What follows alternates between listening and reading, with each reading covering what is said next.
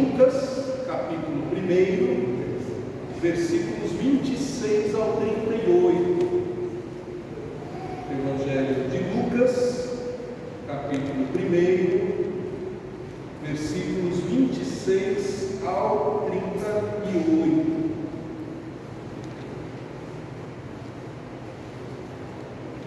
Acompanhe a leitura do Evangelho. Diz assim, irmãos: no sexto mês, foi o anjo Gabriel enviado da parte de Deus para uma cidade da Galileia, chamada Nazaré, a uma virgem desposada com certo homem da casa de Davi, cujo nome era José. A virgem chamava-se Maria. E entrando o anjo aonde ela estava, disse: alegra-te, muito favorecida, o Senhor é contigo. Ela, porém, ao ouvir essa palavra, perturbou-se muito e pôs-se a pensar no que significaria essa saudação. Mas o anjo lhe disse: Maria, não temas, porque achaste graça diante de Deus. Eis que conceberás e darás à luz a um filho, a quem chamarás pelo nome de Jesus. Este será grande e será chamado Filho do Altíssimo. Deus, o Senhor, lhe dará o trono de Davi, seu pai. Ele reinará para sempre sobre a casa de Jacó, e o seu reinado não terá fim. Então disse Maria ao anjo: como será isso? Pois não tenho relação com homem algum. Respondeu-lhe o anjo: descerá sobre ti o Espírito Santo, e o poder do Altíssimo te envolverá com a sua sombra. Por isso também o ente santo que há de nascer será chamado Filho de Deus. E Isabel, tua parenta, igualmente concebeu um filho na sua velhice, sendo este já o sexto mês, para aquela que diziam ser estéril, porque para Deus não haverá impossíveis em todas as suas promessas. Então disse Maria: aqui está a serva do Senhor, que se cumpra em mim conforme a tua palavra. E o anjo se ausentou. Oremos mais uma vez. Senhor, que o mesmo Espírito, com sua sombra, fez Maria conceber o Deus Filho, esse mesmo Espírito agora ilumine o nosso entendimento, use a minha vida para expor a palavra tua que lemos, palavra que celebramos nesse dia da Bíblia, palavra que o Senhor inspirou, o Senhor revelou, que o Senhor preservou, que o Senhor, ó Deus, tem frutificado 10 a 100 a 1000 frutos. Ó Deus, seja conosco nessa hora e nos ensine sobre a visita gloriosa do teu Filho Jesus nessa terra e na nossa vida.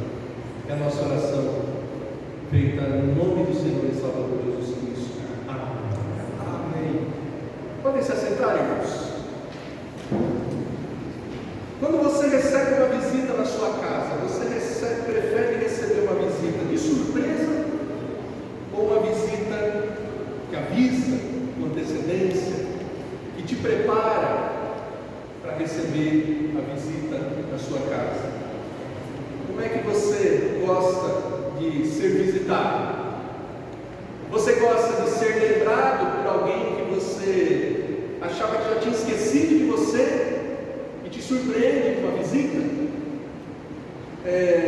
Você gosta de receber uma visita que te traz socorro no momento em que você se sente tão fraco, tão esvaziado, tão incapaz, tão vazio?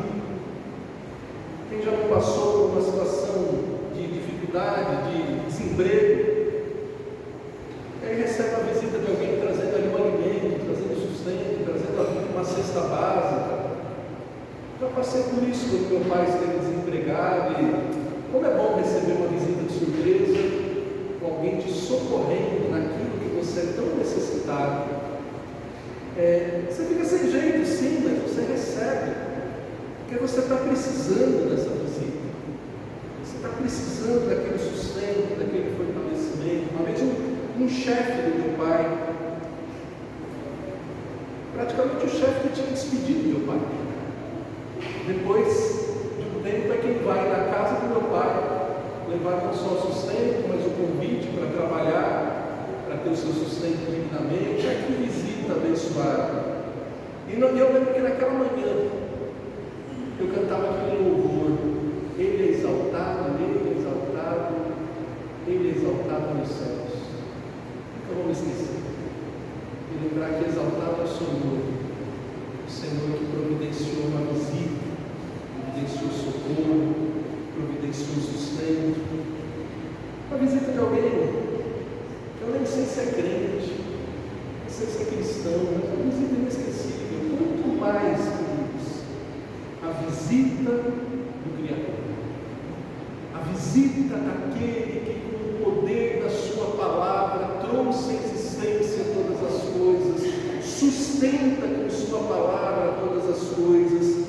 E o que lemos aqui nos versículos 26 a 38 é esse aviso de que essa visita tão esperada, essa visita esperada desde que no jardim do Éden Deus avisou para Eva: um descendente teu vai ser ferido no calcanhar, mas ele vai pisar a serpente. Essa visita tão esperada por gerações e gerações, a visita do descendente não apenas de Eva, do descendente de Abraão, do descendente de Isaac, do descendente de Davi, que assumiria todo o trono. Esse aviso foi dado. O anjo Gabriel vem e avisa. E avisa uma mulher que, ao contrário do que muitos chamam ela hoje, chamam ela de Aparecida. Na verdade, essa mulher, ela estava num lugar inacessível, inóspito. Ela estava mais para desaparecida, para sumida, para esquecida, do que para aparecida. Versículo 26 diz que o aviso vem da parte de Deus para uma cidade da Galileia chamada Nazaré.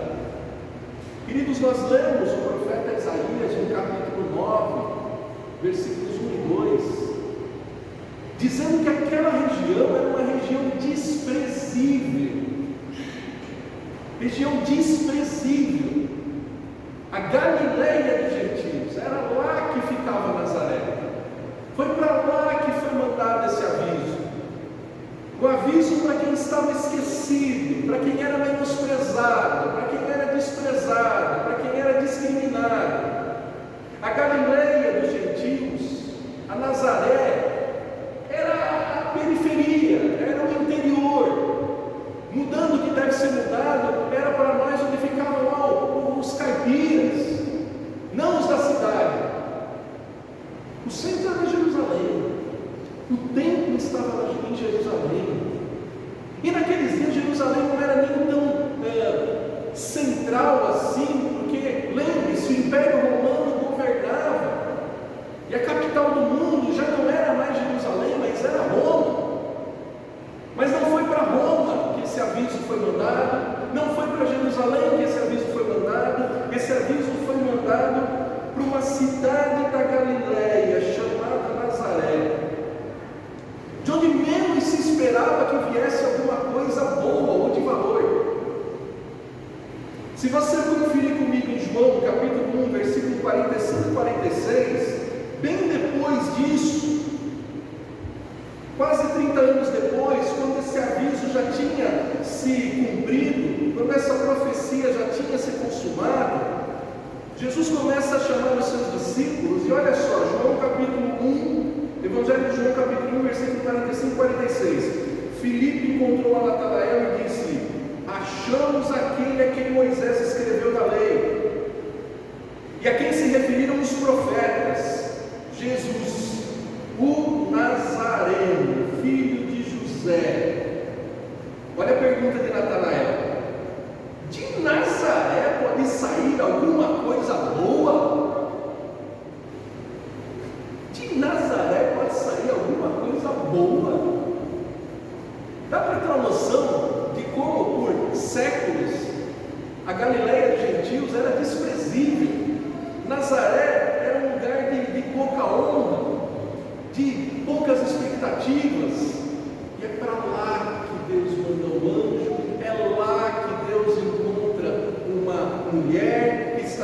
desposada, ou seja, de casamento marcado. E o casamento marcado naqueles dias não era como hoje, né? Que às vezes faz o noivado, termina o noivado, ou às vezes até o próprio casamento, depois de um tempo, se desfaz com alguma facilidade. Não. Naqueles dias era um contrato. Para desfazer aquele contrato, só se houvesse provas da desonra daquela moça. Só se houvesse provas de que aquela moça já tinha se prostituído, que ela não era guardada, mas não, aquela moça, ela era virgem, e é com ela que, noiva de alguém da casa de Davi, o pecado é dado. Para que a gente soubesse, queridos, que Deus visita, Deus vem visitar, não os palácios, não os castelos, mas Deus vem visitar onde estão os esquecidos, os desprezados, de onde menos se espera. Assim como no Antigo Testamento, Deus não escolhe o povo de Israel porque era maior de todas as nações. Não, era menor de todas as nações. Agora Deus de novo mostra que Ele não muda. Ele é o mesmo, conforme Isaías capítulo 57, versículo 14 a 19, que diz o seguinte, irmãos, olha só: quem é esse Deus que vem visitar a terra? Isaías 57, versículo 14 em diante, ele diz o seguinte: dir-se-á, aterrai, preparai o caminho, tirai os tropeços do caminho do meu povo, porque assim diz o alto, o sublime, o que habita a eternidade, o que tem o nome de santo. Eu habito no alto e santo lugar, mas eu habito também com contrito e abatido de espírito, para vivificar o espírito dos abatidos e para vivificar o coração dos contritos, pois não contenderei para sempre, nem me indignarei continuamente, porque do contrário, o Espírito definharia diante de mim, e o fôlego de vida que eu criei. Por causa da indignidade da sua cobiça, eu indignei, e feri o povo, e escondi a face, e indignei, mas rebelde, seguiu ele o caminho da sua escolha. Tenho visto os seus caminhos e o sararei. Também o guiarei e lhe tornarei a dar consolação, a saber, aos que dele choram. Como fruto dos seus lábios, criei a paz. Paz para os que estão longe e paz para os que estão perto, diz o Senhor dos Exércitos. Esse é o Deus que visitou aquela virgem. Esse é o Deus que tem visitado a sua igreja. Esse é o Deus que tem nos dignado, nos deixado dignos de desfrutar da sua presença, do seu Santo Espírito habitando em nós. Queridos, ao contrário do que muitos homens fazem, muitos homens procuram os melhores entre os mais poderosos, entre os mais ricos, entre os mais famosos. Deus não faz assim. Deus faz como Ele fez quando Ele escolhe Davi, o primeiro rei segundo o coração dele, porque o anterior era o primeiro rei segundo o coração do povo. Ele vai lá e você conhece a história. E Samuel vai na casa de Jessé, e Jessé manda trazer os mais fortes, os mais maduros, e vai deixando o Davizinho lá por último. E aí o que Deus diz? 1 Samuel 7, versículo 8, olha só. 1 Samuel 7, versículo 8.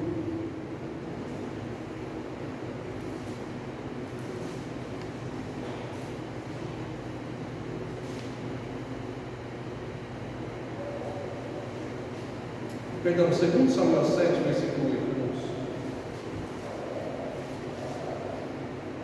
2 Samuel 7, versículo 8.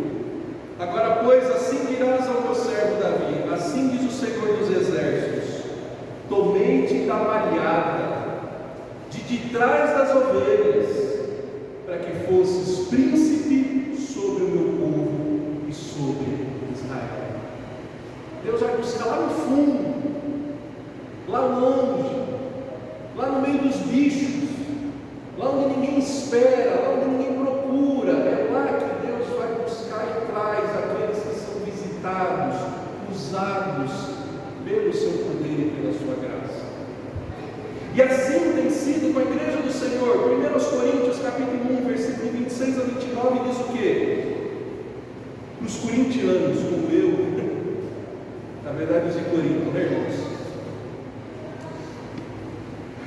O apóstolo Paulo, usado pelo Espírito Santo, diz assim: irmãos, 1 Coríntios 1, 26 em diante: reparai, pois, na vossa vocação, visto que não foram chamados muitos sábios, segundo a carne, nem muitos poderosos, nem muitos de nobre nascimento, pelo contrário, Deus escolheu as coisas loucas do mundo para envergonhar os sábios, e escolheu as coisas fracas do mundo para envergonhar as fortes, e Deus escolheu as coisas humildes do mundo e as desprezadas, e aquelas que não são, para reduzir a nada as que são, a fim de que ninguém se vanglorie na presença de Deus.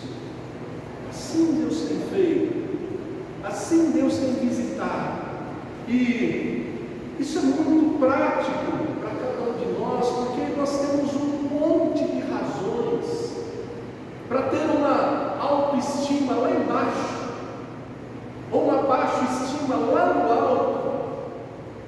Nós sabemos das nossas imperfeições, das nossas limitações, nós sabemos que nós não merecemos, nós sabemos que nós não nos escolheríamos para ser visitados por Deus, instrumentos de Deus. Só que Deus não usa o meu e o teu critério, Deus não usa a minha e a tua balança, Deus usa o seu critério eterno de escolher quem Ele quer e de buscar no lugar mais esquecido, no lugar mais desprezível, para desfrutar da visitação da sua própria pessoa.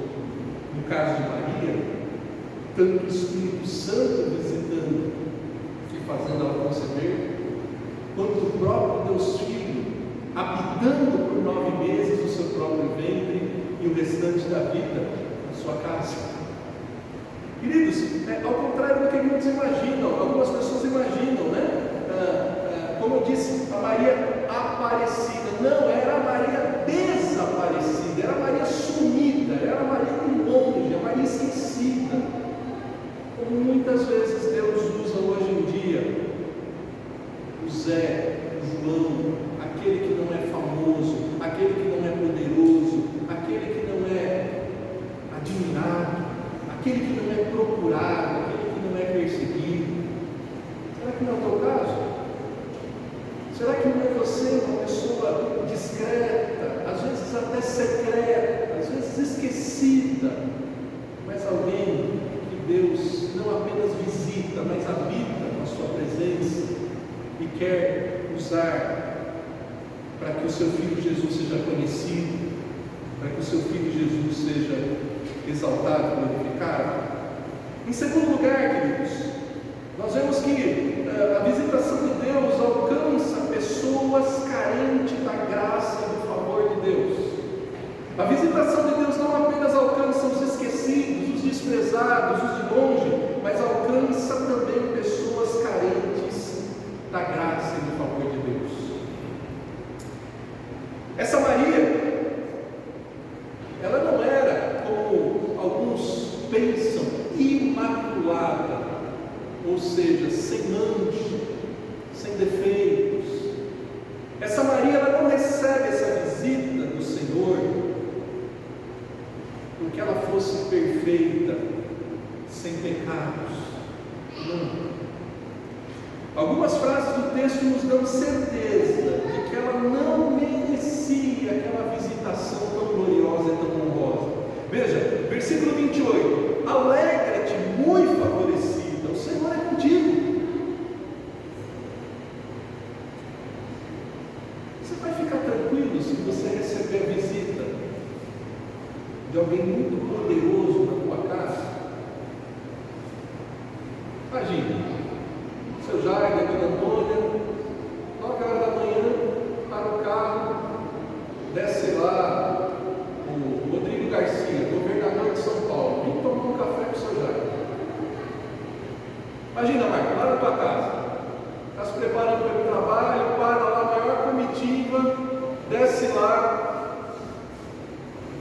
ainda é presidente? Não, Bolsonaro, vamos tomar um café com o Marco. Tranquilo? Está todo mundo preparado? Ei, comprou pão a mais para receber uma visita importante, para tomar um café na tua casa? É impensável. Agora Maria recebe uma visita muito mais importante do que a do governador, do que a do presidente. O anjo diz: o Senhor é contigo. O anjo estava vindo avisar que quem estava chegando era nada mais nada menos do que o Criador e governador do universo, o sustentador de todas as coisas. E a reação de Maria nos deixa claro que ela não se sentia pronta nem preparada para receber essa visita. Veja, ela não fica perturbada porque ela fica sabendo que ela vai ser mãe, embora fosse virgem. A perturbação dela começa em simplesmente saber que o Senhor é contigo. A presença de Deus está contigo. É isso que dispara o coração dela, que deixa ela perturbada. No Evangelho de Lucas, capítulo 24, versículo 36 em diante, é a segunda vez que a palavra perturbada aparece. E veja só em que circunstância que foi. O Evangelho de Lucas 24, 36 em diante diz o seguinte: falavam ainda dessas coisas quando Jesus apareceu no meio deles e lhes disse: paz seja convosco. Veja, Jesus ressurreto não aparece para os seus discípulos que o tinham abandonado e diz: achei vocês. Vocês fugiram, mas eu vim atrás de vocês. Não. Jesus aparece e diz: paz seja convosco. Ele já começa a conversa acalmando. Mas mesmo assim, olha o que acontece. Versículo 37. Eles, porém, surpresos e atemorizados, acreditavam estarem vendo um espírito. Mas ele lhe disse: por que estáis perturbados?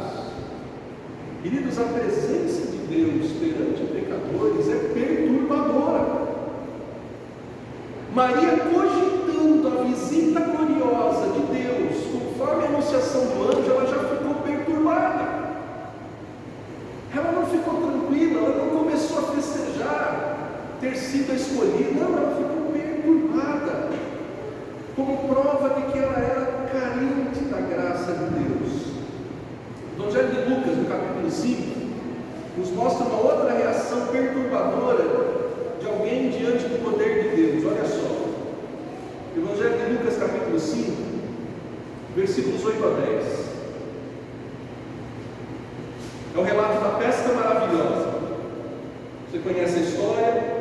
Pedro, o pescador, não conseguia pegar nada, mas sob a orientação da palavra de Jesus, ele lança as redes, uma pesca maravilhosa acontece, e versículo 8 diz o seguinte: vendo isso, Simão Pedro prostrou-se aos pés de Jesus, dizendo: Senhor, retira-te, porque eu sou pecador. Pois à vista da pesca que fizeram, a admiração se apoderou dele e de todos os seus companheiros, bem como de Tiago, João, filho de Zebedeu, que eram seus sócios. E disse Jesus o quê? Não temas, doravante serás pescador de homens. Não temas. A mesma frase que o anjo disse para Maria. Volta lá em Lucas, capítulo versículo 30. Maria está perturbada. Maria ainda não sabe por que daquela visita. E o anjo diz o que no versículo 30? Não temas, porque achaste graça aos olhos de Deus. Queridos, só o entendimento da graça acalma o coração de pecadores diante da presença gloriosa de Deus, que é santo, santo, santo. Só a graça de Deus nos permite permanecer diante de um Deus tão puro, tão glorioso, tão majestoso. E se a gente não fica perturbado ao considerar quão santo Ele é e quão pecador nós somos, das duas uma, a gente ainda não entendeu quem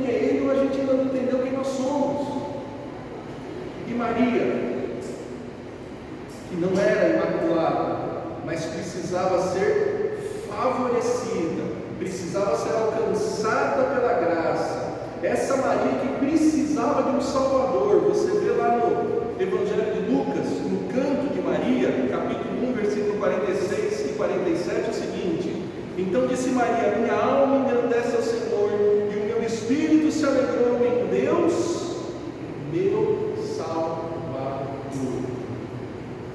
Ela precisava de salvação, e Deus visita a gente como Maria. Deus visita a gente como eu, como você, e não merece uma visita tão gloriosa, não merece ser visitado por alguém tão santo, tão puro, tão imaculado. Ele sim, mas ele visita, ele usa gente pecadora, como eu, como você, como Noé. Livro de Gênesis, capítulo 6, versículo 8, diz que Noé foi usado por Deus para construir a arca, para salvar a sua família, por graça. Noé achou graça. Embora Noé fosse um homem exemplar, a gente depois descobre que Noé não era perfeito. A primeira chance que ele teve de festejar, ele deu uma exagerada no vinho. Ele precisava de graça para ser usado por Deus. Ele precisava de graça para permanecer na presença de Deus. E você sabe o que é graça? Graça é quando Deus te dá aquilo que você não merece.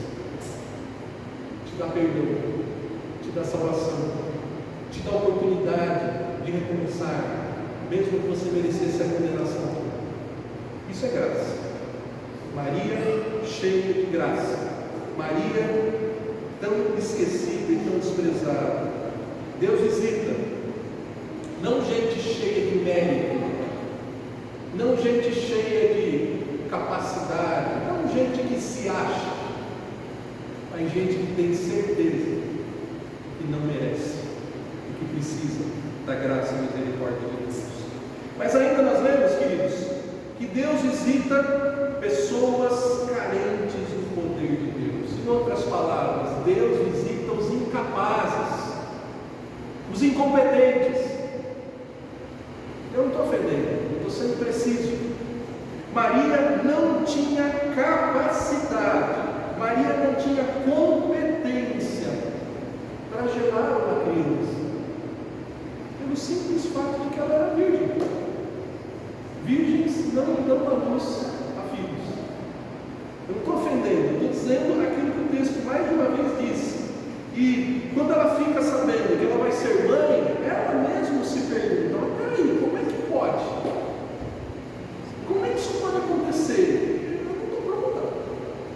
Eu não fiz a lição de casa. Ela diz aqui, ó: como será isso? Eu não tenho relação com homem algum.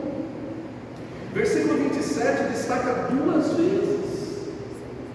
Veja só: uma virgem desposada de certo homem da casa de Davi, cujo nome era José. A virgem chamava-se Maria. O texto deixa bem claro que Maria não estava em condição de ser mãe, pelo simples fato de que ela era virgem, pelo simples fato de que ela não tinha o contato natural, que não é pecaminoso dentro de um casamento. E ela já estava prometida, mas ela ainda não tinha tido aquele contato com José, como nós lemos em Mateus também. Inclusive José se separa secretamente dela, para que isso não fosse quebrado. E o texto explica como é que vai funcionar isso: descerá o Espírito Santo e o poder do Altíssimo. Deus visita capacitando os incapazes. Deus visita com o seu poder. E o versículo 37 nos traz a frase tão maravilhosa: porque para Deus não há impossíveis.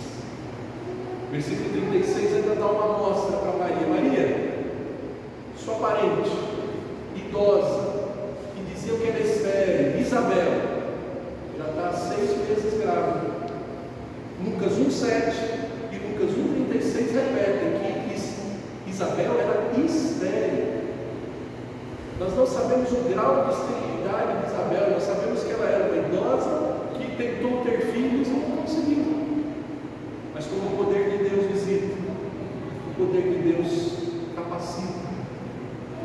poder de Deus não tem limites. O poder de Deus não tem impossíveis para Ele. E quantas vezes eu e você nos sentimos incapazes, incompetentes?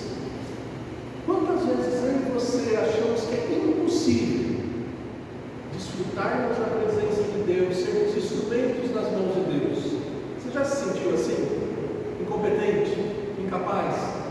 Você já se perguntou para Deus: Deus, como é que você pode usar alguém como eu? Deus, como é que eu posso ser instrumento teu? Você já se perguntou para Deus? Então faça essa pergunta. Tenha esse interesse, tenha essa curiosidade.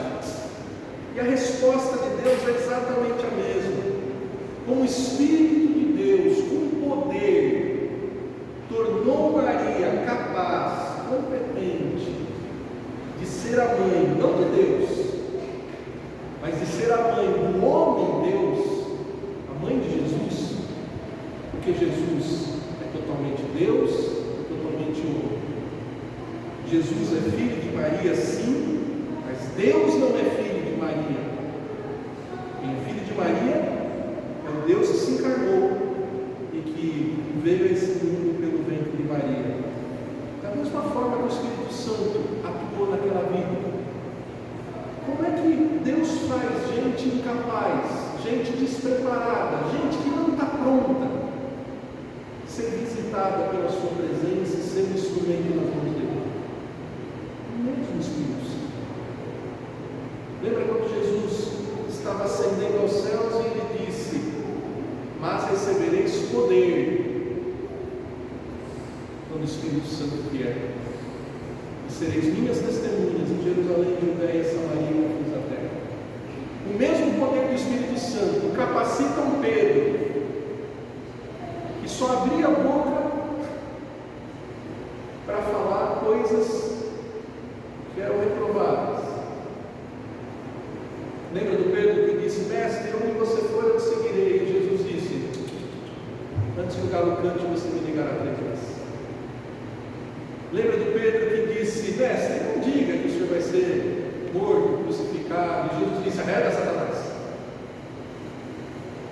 O mesmo Pedro recebe o poder do Espírito Santo e é capacitado a num só sermão ser usado para que 3.000 vidas sejam visitadas e recebam o poder de Deus.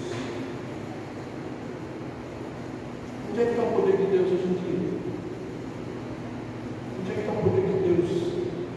Como é que você pode ser cheio do poder de Deus? Não é procurando uma igreja que tem um nome, poder de Deus. Está cheio de igreja, né? Igreja do fulano e tal, do poder de Deus. O poder de Deus continua sendo exatamente o mesmo. Paulo diz lá em Romanos 11:16 e 17: eu não me envergonho do Evangelho, porque ele é o poder de Deus para todo aquele que o crê. Pregando o Evangelho, falando que Jesus salva pecadores, chamando pecadores ao arrependimento, é que o Espírito Santo capacita com fé, arrependimento dos pecados. Como diz 2 Timóteo 1,7, não com espírito de covardia, mas com o poder de Deus. Então, queridos, Deus visita os esquecidos, Deus visita os carentes de graça, Deus visita os carentes de poder, Deus visita aqueles que se submetem ao reino. Aquela mulher, ela foi a única mulher que pôde dizer, pelo menos por 9 meses, eu tenho rei na barriga. Maria foi a única que por 9 meses podia dizer, eu tenho rei na barriga. Né? O texto diz, com todas as letras, que aquele seria o Filho do Altíssimo, seria o que herdaria o trono de Davi, o que reinaria para sempre sobre a casa de Jacó, e o seu reino não teria fim. Ela era virgem, ela não tinha por onde, ela sofreria ameaças, perigos. Hoje em dia, um casal bem estruturado pensa 1000 vezes antes de ter um filho. Imagina 2000 anos atrás, sem um casamento ter sido consumado, quando uma noiva denunciada por seu noivo podia ser sentenciada à morte pela falta da sua virgindade. Imagina! E ainda mais sabendo que não era um menino qualquer, ia ser o Rei dos Reis, o Senhor dos Senhores, o Filho do Altíssimo, não o filho de José, o seu noivo. Seria fácil a resposta do anjo? Seria rápida a resposta do anjo? Se fosse você no lugar de Maria, quanto tempo você ia pedir para o anjo para pensar e dizer: posso te dar a resposta daqui a um mês? Mas o que essa mulher faz diante da possibilidade de ter o verdadeiro Rei dos Reis no seu ventre?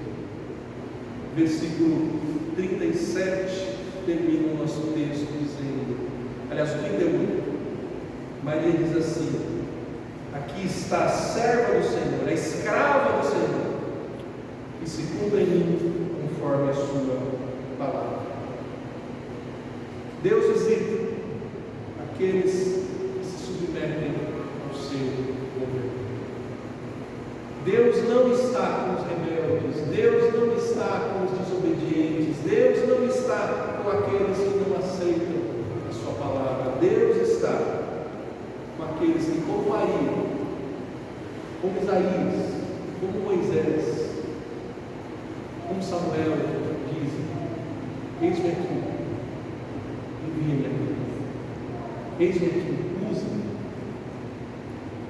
Você já se colocou assim na presença de Deus? Você já se entregou para que a sua vida seja totalmente dirigida pela palavra do Rei dos Reis, do Senhor dos Senhores? Ou você continua teimoso, mimado, dizendo: Senhor, tem que ser do meu jeito? Ah, não,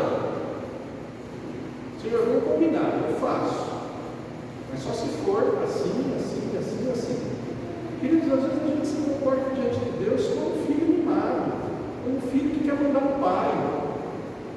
Não é para ser assim, não pode ser assim. Nós temos que olhar para esse exemplo de Maria. Maria que não é senhora, mas que nos dá um exemplo maravilhoso de que, diante do Senhor, diante do Rei dos Reis, eu sou servo, eu sou escravo, eu obedeço. Ele manda, eu faço. Ele fala, eu obedeço.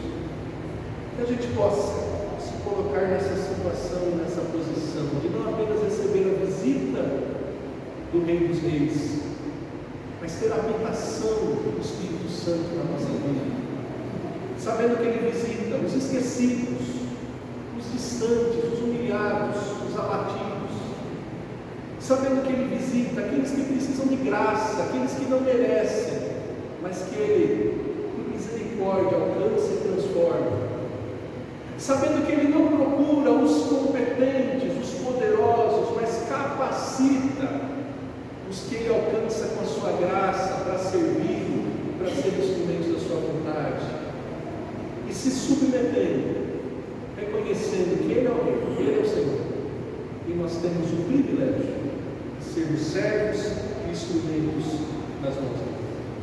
Nós vamos encerrar essa